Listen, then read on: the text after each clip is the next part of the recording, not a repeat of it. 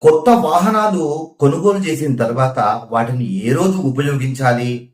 అది ద్విచక్ర వాహనమే కానివ్వండి, త్రిచక్ర వాహనమే కానివ్వండి, చతుశ్చక్ర వాహనమే కానివ్వండి.